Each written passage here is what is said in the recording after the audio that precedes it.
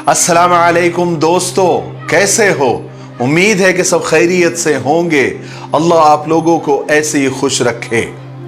जब से मैंने आयशा का वीडियो देखा है तब से लेकर तो आज तक और अभी तक उसका चेहरा मेरी नजर के सामने घूम रहा है। उसकी खुदकुशी से पहले कही जाने वाली बातें मेरे दिल और दिमाग में गर्दिश कर रही है। मैं भूलना चाह रहा हूं, लेकिन अल्लाह की कसम मैं भुला नहीं पा रहा हूं। उसकी बातों से, उसके अंदाज से कहीं भी नहीं लग रहा है कि वो अपनी प्यारी जिंदगी को खत्म करने वाली है। बहुत प्यारी मुस्कान उसके चेहरे पर है। वो हमारे माशरे की अमानत थी, हमारी बहन, हमारी बेटी थी। ऐसा लग रहा है कि उसके जान लेने में हमारा हाथ है, हमारे समाज का हाथ है, हमारे रीति रिवाज का बहुत बड़ा हाथ है। आयशा की गलती सिर्फ इतनी थी कि वो अपने शौहर से बेइंतहा मोहब्बत करती थी।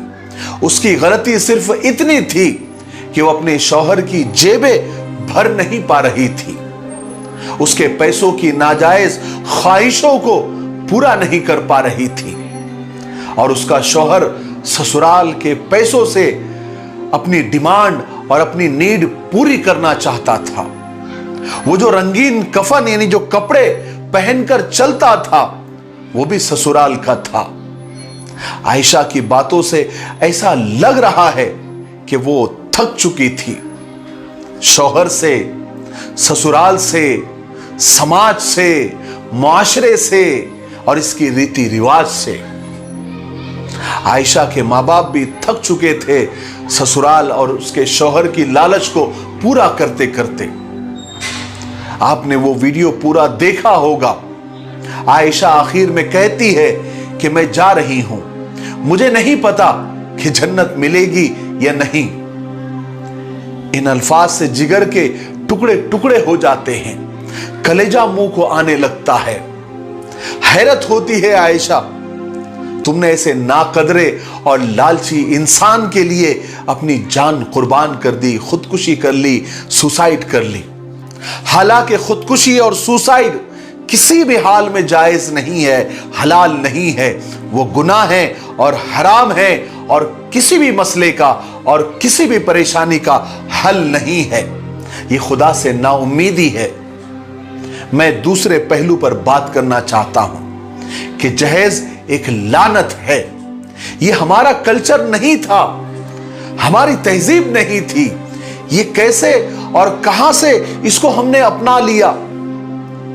लड़के के माँ बाप जब लड़के नाम की मखलूक की मंडी सजाते हैं तो उनका रेट कार्ड और उनकी प्राइस लिस्ट इतनी हाई होती है कि लड़की खूबसूरत हो, पढ़ी लिखी हो, एजुकेटेड हो और सबसे बड़ी बात अमीर हो, दौलतमंद हो, जो मुसलसल इनकी 7 पुश्तों की ख्वाहिशात को और इनके पेट के जहन्नम को भरते रहे। क्यों भाई? कहां लिखा है? कौन से मजहब में लिखा है? क्या इस्लाम में या इस्लाम की तालीमात में ये लिखा है? हमारे नबी की जबान से कभी जहेज का नाम निकला है? क्या कुरान और हदीस में कहीं आपने पढ़ा है? फिर तुम कैसे इंसान हो ऐ जहेज लेने वालों? तुम कैसे भेड़िए हो? तुम कैसे हैवान हो? तुम इंसान की शक्ल में इंसान नहीं, तुम एक खूंखार दरिंदे हो जो मासूम बेटियों की जान लेते हो। मेरे नौजवानों, तुम अपनी दुल्हन, अपनी बीवी के लाए हुए बेड पर बैठकर उसके साथ जीने मरने की कस्में खाते हो। क्या मर्द की गैरत इस बात को गवारा कर सकती है? जिस मर्द के पास अपनी शादी के लिए खुद के पैसों का, खुद की कमाई का बेड ना हो और वो बीवी के लाए हुए बेड पर, बीवी के लाए हुए मखमली बिस्तर पर बैठकर उसके साथ जिंदगी भर साथ निभाने की कस्में खाता हो, क्या वो सच्चा और गैरतमंद मर्द हो सकता है? और लड़के के मां बाप को देखिए, बाल सफेद हो गए, कब्र में पैर लटके हुए हैं, मगर उन्हें बहू खूबसूरत, पढ़ी लिखी और सबसे बड़ी बात अमीर घराने की चाहिए। अपने बेटों को क्या सिखा रहे हो कि बीवी और ससुराल के माल पर राल टपकाना, बीवी की कमाई पर जिंदगी गुजारना? ये कहां का इस्लाम है? कौन से मजहब ने सिखाया?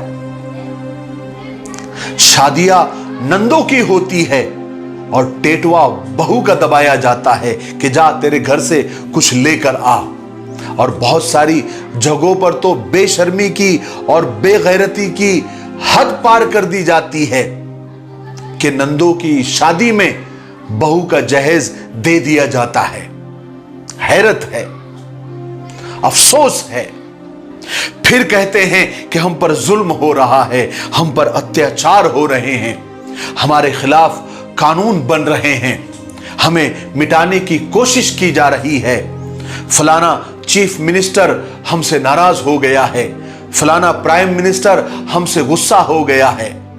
कोई नाराज नहीं हुआ है और कोई गुस्सा नहीं हुआ है, बल्कि हमारा रब हमसे नाराज हो गया है, हमारा अल्लाह हमसे नाराज हो गया है, क्योंकि हमने उसका हुक्म नहीं माना, उसके रसूल के हुक्मों को नजरअंदाज कर दिया, कुरान और हदीस की तालीमात को पसे पुश्त डाल दिया। हमें दुश्मनों की क्या जरूरत है? हमें दुश्मनों की जरूरत नहीं है। हमारे घर में ही दुश्मन है, सास के नाम पर, ससुर के नाम पर, नंदों के नाम पर कितनी बेटियां जला दी जाती है। कभी आग लगाने वाली सास होती है जो कि एक मां होती है, एक औरत होती है, कभी ननद होती है, वो भी एक औरत होती है, कभी देवरानी होती है। ये कौन सा इस्लाम है? क्या माल और दौलत की भूख ने इतना खूंखार हम सबको भेड़िया बना दिया है? समाज को किस तरफ ले जा रहे हो या किस तरफ ले जाना चाहते हो? मुझे मालदारों से भी कुछ कहना है कि मालदारों, अल्लाह करे तुम्हारे माल में खूब बरकत हो, लेकिन मालदार होने का मतलब यह नहीं है कि तुम गरीबों के सामने अपने माल का, अपने दौलत का शो ऑफ करो, तुम लाख अय्याशिया करो। अल्लाह के यहां तुमको उसका जवाब भी देना पड़ेगा और हिसाब भी देना पड़ेगा। लेकिन मालदार अगर अपने माल की नुमाइश करना बंद कर दे तो बहुत सारे गरीबों का जीना आसान हो जाएगा। करोड़ों का जहेज सजाना और लाखों रुपये के खानों का तामझाम करना, 20-20 लाख रुपए का सूट पहनाना, जब गरीब ऐसी शादियां देखते हैं तो वो भी ललचाने लगते हैं, वो भी शेख चिल्ली की तरह ऐसी ही शादियां करने के ख्वाब देखने लग जाते हैं। और जब कर नहीं पाते फिर दूसरों की बेटियों को नोचने के प्लान बनाते हैं। और फिर ऐसे जालिम माँ बाप अपने बेटों की मंडियां सजाते हैं और उन्हें बेचते हैं। अरे जहेज लेने वाले जालिमों, जरा सोचो तो सही।